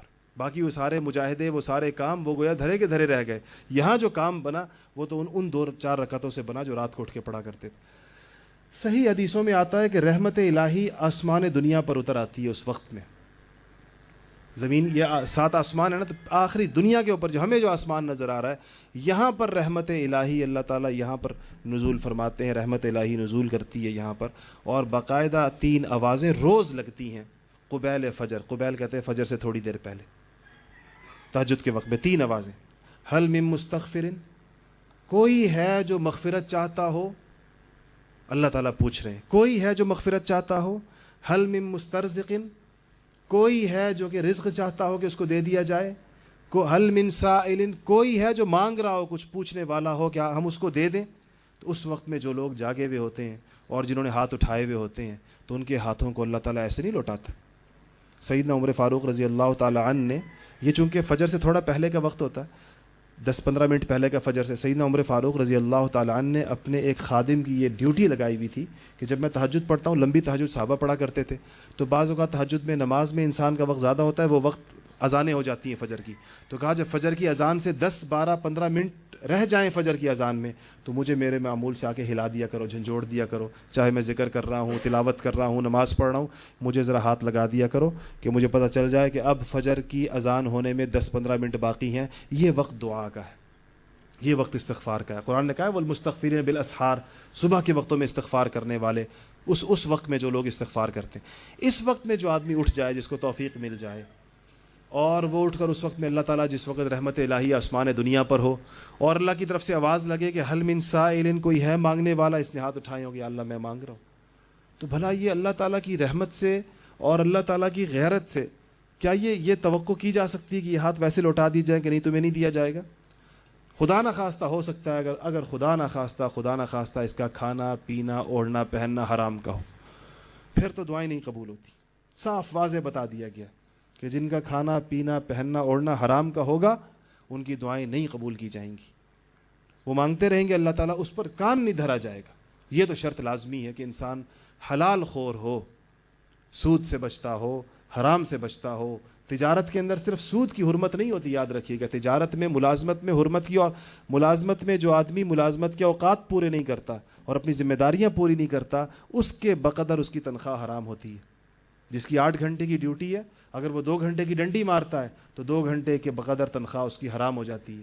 تجارت میں ایک سود کا حرام ہونا ہر ایک کو پتہ ہے. اس کے علاوہ جو خرید و فروخت کے جو شرعی احکامات ہیں، جو آدمی خرید و فروخت کے ان شرعی احکامات کی لین دین کے خیال نہیں رکھتا، اس کا منافع حرام ہو جاتا ہے، اس کی آمدن حرام ہو جاتی ہے. اگر یہ چیزیں ہوں، میں نے آپ کو ایک قصہ سنایا تھا کہ حدیث شریف میں آتا ہے کہ انسان دعا مانگتا ہے اللہ تعالیٰ سے ہاتھ اٹھا کر، حالانکہ اس کا لباس بھی حرام کا ہوتا ہے اور پیٹ میں غذا بھی حرام کی ہوتی ہے یا مشتبہ ہوتی ہے، اس پہ شک ہوتا ہے اس کے بارے میں، اور وہ دعا مانگتا ہے، اس لیے اس کی دعائیں قبول نہیں ہوتی۔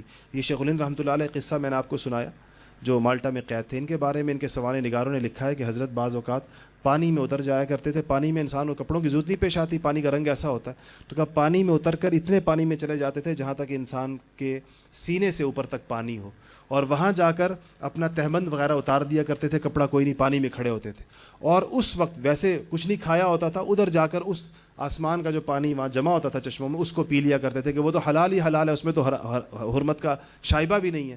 اور اس وقت کہتے ہیں پانی سینے تک پانی، وہاں پر ہاتھ اٹھا کر اللہ سے دعا مانگتے تھے کہ یا اللہ اب تو لباس بھی حرام کا نہیں ہے، اور یا اللہ پیٹ میں بھی حرام نہیں ہے، کیونکہ پیٹ میں پانی ہے جو آسمان سے اترا ہے، تیری بارشوں کا اترا ہوا پانی ہے، اور لباس بھی یہاں پر ضرورت لباس کی نہیں ہے، پانی کے اندر کھڑے ہوئے ہیں جہاں پر انسان کا سطر ویسے ہی ڈھکا ہوا ہوتا ہے پانی کی وجہ سے، اور کہا اس پانی میں جا کر وہاں جا کر ہاتھ اٹھاتے تھے کہ یا اللہ ہو سکتا ہے ہمارے کپڑوں میں کوئی مشتبہ چیز ہو سکتا ہے ہماری خوراک میں کوئی مشتبہ چیز ہو، اب تو میں ان دونوں سے پاک ہوں، ادھر آ کر تجھ سے مانگ رہا ہوں۔ اتنا اہتمام ہے دعا کا۔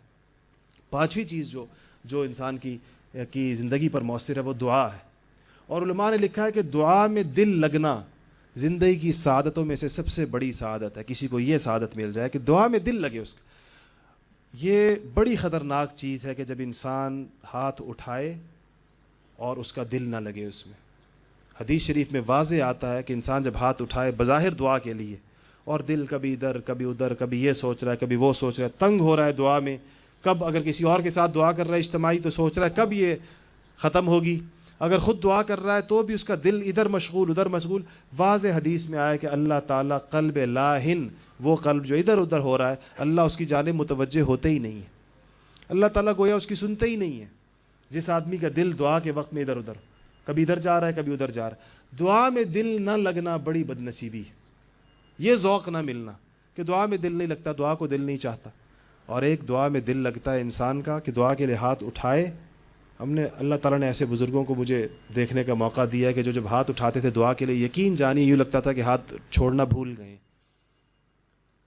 لمبی دعائیں، گھنٹہ ڈیڑھ گھنٹہ 2 گھنٹے ہاتھ اٹھائے ہوئے، اور کمزوری کی وجہ سے وہ ہاتھ یوں ہوتے ہوتے نیچے ہو جاتے تھے، اور دیکھنے والا سمجھتا تھا یہ بھول گئے ہیں، ان کو سہو ہو گیا ہے، ذہول ہو گیا ہے کہ دعا مانگ رہا ہوں اس کو ختم بھی کرنا ہے۔ ایسا ان کا دل لگا ہوتا تھا، بندھا ہوتا تھا، گویا کہ آدمی یہ سمجھ رہا ہے۔ بالکل ایسے ہوتا ہے، دیکھیں جس طرح ہمیں جو تعلق اللہ تعالیٰ نے ماؤں سے دیا ہے، آپ بتائیں کہ میری کوئی ضرورت ہو اور مجھے پتہ ہو کہ میری ماں وہ پورا کر سکتی ہے، اگر میری ضرورت ہے اور مجھے پتہ ہو کہ میری ماں پورا کر سکتی ہے، تو کیا اس سے مانگتے ہوئے میرے دل میں کبھی یہ آئے گا کہ پتہ نہیں ملے گا یا نہیں ملے گا؟ میں پریشانی میں ہوں، میں مصیبت میں ہوں، میں آزمائش میں ہوں، اور میری ماں مجھے اس پریشانی اور آزمائش سے نکال سکتی ہے، مجھے پتہ ہو، یقین ہو، تو جب میں ماں سے کہوں گا تو کتنی توجہ ہوگی اور کتنا یقین ہوگا۔ اللہ فرماتے ہیں میں اس مخلوق سے 70 ماؤں سے زیادہ محبت کرتا ہوں، 70 ماؤں سے زیادہ میری محبت ہے، اور اللہ کی قدرت، قبضہ قدرت میں ہر چیز ہے۔ اس سے مانگنے والے کو اگر یہ کیفیت نصیب ہو جائے کہ میں جس سے مانگ رہا ہوں ایک لمحے میں سارے مسائل میرے حل کر سکتا ہے، اگر میں نے اس سے صحیح طریقے سے مانگ لیا، تو مانگنے والے کو کتنی توجہ اس کو نصیب ہوگی اور کتنی چیزیں اس کو نصیب ہوں۔ تو چوتھی چیز جو ہے وہ دعا ہے، کہ دعا میں انسان کا دل لگے اور دل اللہ تعالیٰ کے ساتھ لگ جائے اس میں، تو انسان زندگی کی ساری سعادتیں وہ لپیٹ لیتا ہے۔ علماء نے لکھا ہے نا کہ اگر لوگ کہتے ہیں کہ خانہ کعبہ کے اوپر پہلی نگاہ پڑے تو جو دعا مانگی جائے وہ قبول ہوتی ہے، تو کیا دعا مانگنی چاہیے؟ ظاہر بات ہے انسان کے دل میں تو ہزاروں دعائیں ہیں، کہ خانہ کعبہ پر گیا ہے اور پہلی نگاہ کے بارے میں آتا ہے کہ جو بھی دعا مانگے قبول ہوگا، تو اہل عرفان نے کہا کہ وہاں انسان ایک ہی دعا مانگنی ہے اور وہ قبول ہونی ہے، تو وہاں یہ دعا مانگے کہ اللہ مجھے مستجاب الدعوات بنا دے۔ مستجاب الدعوات کہتے ہیں اس آدمی کو جو دعا کرے وہ قبول ہوتی ہے، جو دعا کرے وہ قبول ہوتی ہے۔ تو بس یہ دعا مانگ لے وہاں پر، یہ جب مانگ لی جائے گی اس کے بعد ساری زندگی جو مانگتا رہے گا اللہ عطا فرماتے رہیں گے، اللہ دیتے رہیں گے، جس کے لیے بھی مانگے گا اور مغفرت مانگے گا، جو چیزیں آخرت کی دنیا کی مانگے گا اللہ تعالیٰ عطا فرمائیں گے۔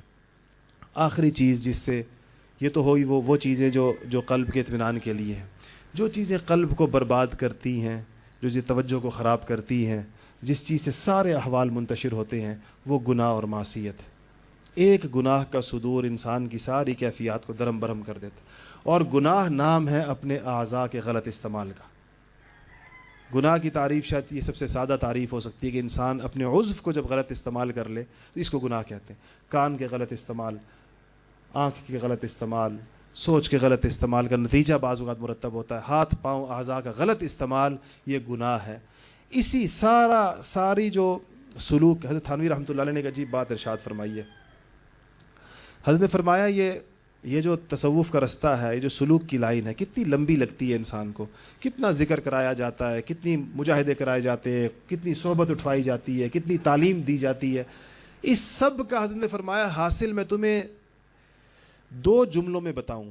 اور فرمایا کبھی کوئی تمہیں نہیں بتائے گا، کیونکہ تمہیں اتنا بڑا نظام پھر تمہیں فضول لگے گا اگر 2 جملے بتا دیے جائیں. فرمایا کہ میں کم ظرف ہوں اس لیے تمہیں بتا رہا ہوں، کہ تمہیں میرا حوصلہ چھوٹا ہے اس لیے تمہیں بتا رہا ہوں کہ کل حاصل 2 چیزیں ہیں سارے نظام اصلاح و ارشاد کا. یہ جتنا اللہ والوں نے جتنے لمبے نظام بنائے ہیں انسانوں کی اصلاح کے، اس سب کا مقصود 2 باتیں ہیں. اگر وہ حاصل ہو جائیں تو کسی چیز کی ضرورت نہیں. اور بار بار بڑے اہتمام سے فرمایا کہ یہ بات کوئی اور بندہ اس لیے نہیں بتائے گا کہ تمہیں پورا نظام پھر اس کے بعد بیکار نظر آئے گا. کہا میں کم ظرف ہوں، میں تمہیں بتا دیتا ہوں وہ کیا بات ہے. پہلی بات یہ کہ انسان جس چیز کو کرنے کا اس کی طرف حکم متوجہ ہو جائے اور نفس اس کا یا شیطان کسل اور سستی کی طرف اس کو لے جائے، یہ ہمت پیدا کر کے اس کو کر لے، ایک بات. اور جس چیز سے اس کو روکا گیا ہے اور نفس اور شیطان اس کی طرف اس کو کھینچ رہے ہیں، یہ ہمت پیدا کر کے اس سے رک جائے. بس یہی مطالبہ ہے. فرمایا اور کوئی لمبی چوڑی بات نہیں، 2 باتیں کل، کہ جس چیز کا حکم ہے، جس چیز کا امر ہے، جس چیز کا مطالبہ ہے، جب وہ مطالبہ اور امر اور حکم سامنے آ جائے نفس اور شیطان روکیں گے، نہیں جانے دیں گے اس کی جانب. یہ اپنی ہمت سے کام لے اور آگے بڑھ کر اس کو کر گزرے. اور جس چیز سے منع کرنے کا کہا گیا وہ بڑی مزین ہو کر سامنے آئے گی، وہ بہت پرکشش ہو کر سامنے آئے گی، اس کو دیکھ کر رال ٹپکے گی انسان کی، اور اس کی جانب نفس اور شیطان اس کو کھینچ کر لے جا رہے ہوں گے. یہ ہمت کر کے اپنے آپ کو اس سے روک لے. فرمایا کل یہ ہے کل مسلمانوں سے جو مطالبہ ہے، سارا جو کھڑاک ہے اور ساری جو بھاگ دوڑ ہے اور سارے جو نظام تعلیم و تربیت ہے اور سارا اصلاح و ارشاد کا جو سلسلہ ہے وہ اس کو پیدا کرنے کے لیے. جس کو پیدا ہو جائے اس کو اور کسی چیز کی ضرورت نہیں. سارا مسئلہ ہمارا یہ، اپنے آپ کو غور کر لیں تو مسئلہ سارا یہ. بالکل ہمیں پتہ ہوتا ہے کہ یہ کرنے کی چیز ہے، کیوں نہیں کر پاتے؟ بالکل ہمیں پتہ ہوتا ہے یہ رکنے کی چیز ہے، کیوں نہیں رک پاتے؟ وہ کنٹرول نہیں ہے. تو اس کے لیے جو چیز بتائی گئی ہے وہ چیز دیکھیں، وہ ہمت ہے انسان کے اندر. اللہ تعالیٰ نے دنیا میں دعائیں ضرور مؤثر ہوتی ہیں. لوگ اولاد کے لیے دعا کرواتے ہیں نا، لیکن اولاد کے لیے سے دعا پر اکتفا کوئی بھی نہیں کرتا.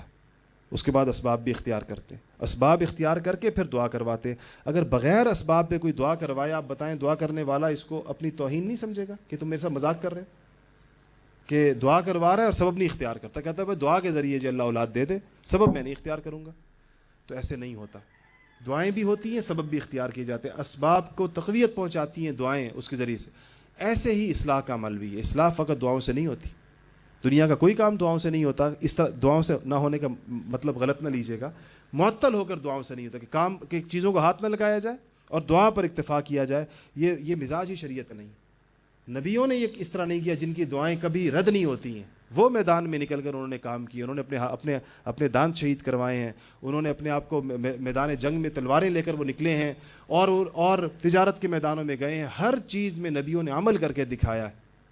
تو ہم لوگ دنیا کے سارے کاموں کے لیے تو عمل کرتے ہیں، اور اصلاح کے لیے ہم کہتے ہیں کوئی دعا کر دے، بس کوئی ہم پر ایسا چف کر دے کہ اس کے نتیجے میں خود بخود میں اچانک جب رات کو سوؤں تو ایسا ہوں، صبح اٹھوں تو میں بالکل فرشتہ جنید بغدادی بنا ہوا ہوں.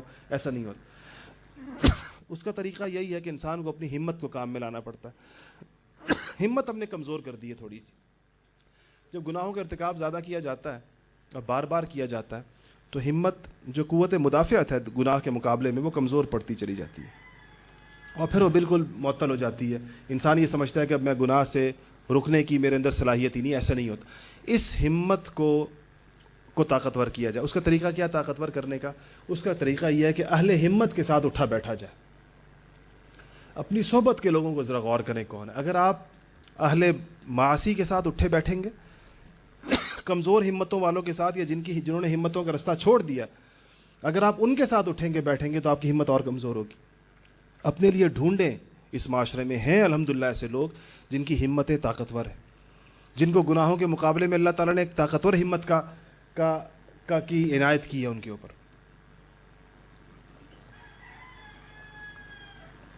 ان لوگوں کے ساتھ صحبت اختیار کی جائے, ان کی صحبت کے نتائج ہوتے ہیں. میں نے عرض کیا قلب بڑی قوی چیز ہے, یہ دل پر اثر انداز ہوتا ہے. حضرت مولانا الیاس صاحب رحمۃ اللہ علیہ جب ایسی مجالس میں سے اٹھا کرتے تھے یا تبلیغی اجتماعات سے واپس جایا کرتے تھے, حضرت کے معمولات میں لکھا ہے کہ حضرت 3 دن کا اعتکاف فرمایا کرتے تھے, اور فرماتے تھے کبھی وہ اعتکاف رائے پور شریف جا کر کرتے تھے حضرت مولانا عبدالقادر صاحب رائے پوری رحمۃ اللہ علیہ کے پاس, اور کبھی دیوبند جا کر حضرت مولانا حسین احمد صاحب مدنی رحمۃ اللہ علیہ کے پاس کیا کرتے تھے. اور کہا کرتے تھے جب یہ لوگوں کے ساتھ اختلاط ہوتا ہے بہت زیادہ تو دل کو متاثر کرتے ہیں, اور چونکہ سینکڑوں دلوں کے ساتھ ہم بیٹھے ہوتے ہیں اور ان سینکڑوں دلوں کا اثر ہمارے دل کے اوپر پڑتا ہے, تو اس کے نتیجے میں اپنی روحانی کیفیت میں کمزوری محسوس ہوتی ہے, ان سارے دلوں کا اثر. اس کمزوری کو دور کرنے کے لیے میں 3 دن کے لیے اعتکاف کرتا ہوں تبلیغی اجتماع کے بعد. حالانکہ تبلیغی اجتماع خود ایک نیکی کی جگہ ہوتی ہے, لیکن چونکہ قلوب مجتمع ہوتے ہیں, یہ جو ہم یہاں بیٹھے ہوئے ہم سب کے قلوب ایک دوسرے کے اوپر اثر ڈال رہے ہیں. جس کا طاقتور ہے جس حوالے سے بھی قلب قوت ہے وہ غالب ہوتا ہے دوسرے کے اوپر, اس کا اثر زیادہ ہوتا ہے. ایک اثر قبول کرتا ہے, ایک اثر ڈالتا ہے. جو قوی ہوگا وہ اثر ڈال رہا ہوتا ہے, اور جو کمزور ہوگا وہ اثر قبول کر رہا ہوتا ہے. تو صحبت کے اثرات ہوتے ہیں. انسان جب صحبت میں نیک لوگوں کی صحبت میں بیٹھتا ہے جن کی ہمتیں مضبوط ہوتی ہیں تو اللہ تعالیٰ اس کو ہمت اس کے نتیجے میں دیتا ہے. اور گناہوں کا مقابلہ کرنے کی اصل چیز ہمت ہے, کہ انسان ہمت اپنے اندر پیدا کرتا ہے کہ یہ کام جب وہ طے کر لیا اسے نہیں کرنا تو پھر وہ اس کو. اور دوسری چیز ہمت کو تقویت جو دیتی ہے صحبت کے بعد وہ دعا ہے.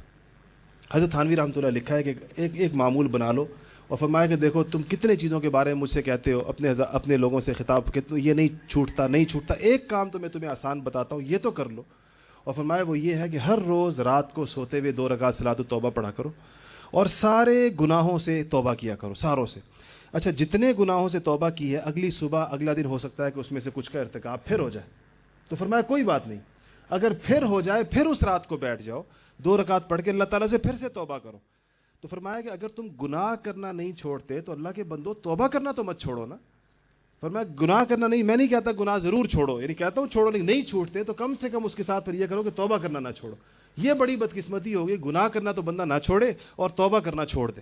تو فرمایا ہر روز رات کو سونے سے پہلے 2 رکعت پڑھا کرو اور اللہ تعالیٰ سے پھر سے توبہ کیا کرو. اللہ کو بتا دو کہ یا اللہ میں پھر سے توبہ کر رہا ہوں, ہو سکتا ہے کل کمزور ہوں اور نفس اور شیطان کے ہاتھوں میں کھلونا بنا ہوا ہوں, ہو سکتا ہے کل مجھ سے پھر ہو جائے, مگر یا اللہ میں کل پھر توبہ کروں.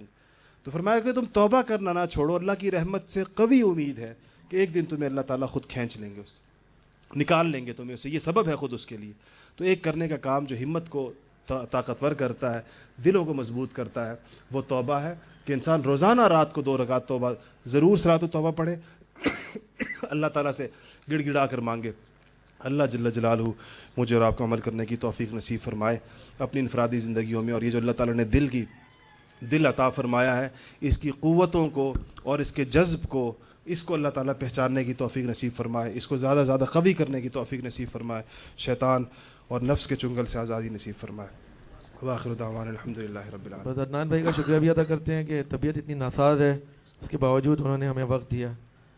اور آپ سے گزارش ہے کہ آج جو ہے سوالات کا جو ہے سلسلہ نہیں ہوگا, کہ طبیعت صحیح نہیں ہے, اور مختصر مل لیجیے گا. ہمارے ایک معروف کالم نگار ہیں انور غازی صاحب, ڈاکٹر عافیہ صدیقی پر ان کا ایک ناول نما کتاب شائع ہوئی ہے, 370 صفحے کی یہ کتاب ہے اور 450 روپے اس کی قیمت ہے.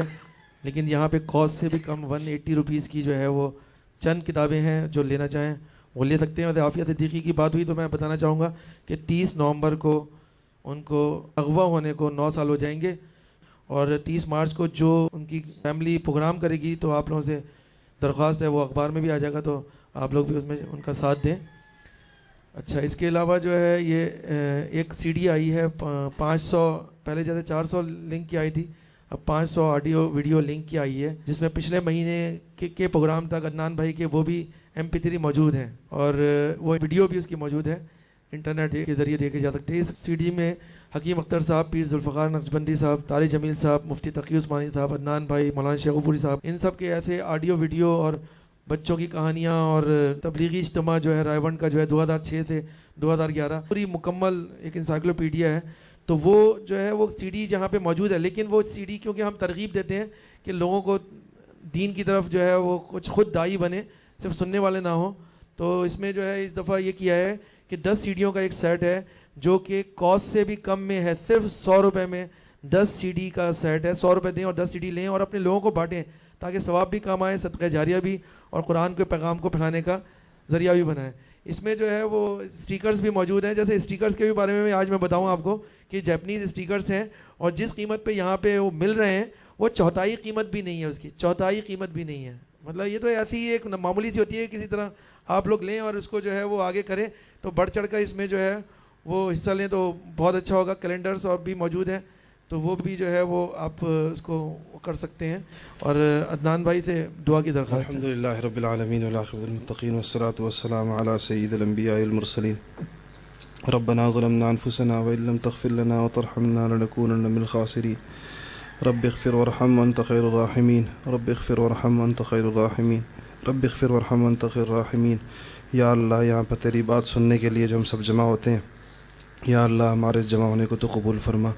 یا اللہ ہمارے چھوٹے گناہوں کو, بڑے گناہوں کو, صغیرہ کو, کبیرہ کو, اعلانیہ کو, یا اللہ چھپے ہوئے گناہوں کو سب کو معاف فرما دے. یا اللہ ہم سارے گناہوں سے توبہ کرتے ہیں, ہمارے سارے گناہوں کو معاف فرما دے. یا اللہ یہاں پر یہ جمع ہونا اپنی اصلاح کے لیے, اپنے معاشرے کی اصلاح کے لیے, یا اللہ تیرا پیغام تیرے لوگوں تک پہنچانے کی نیت سے ہوتا ہے. یا اللہ ہمیں اخلاص نصیب فرما. یا اللہ اس ساری محنت کو خالص اپنی رضا کے لیے کرنے کی توفیق نصیب فرما.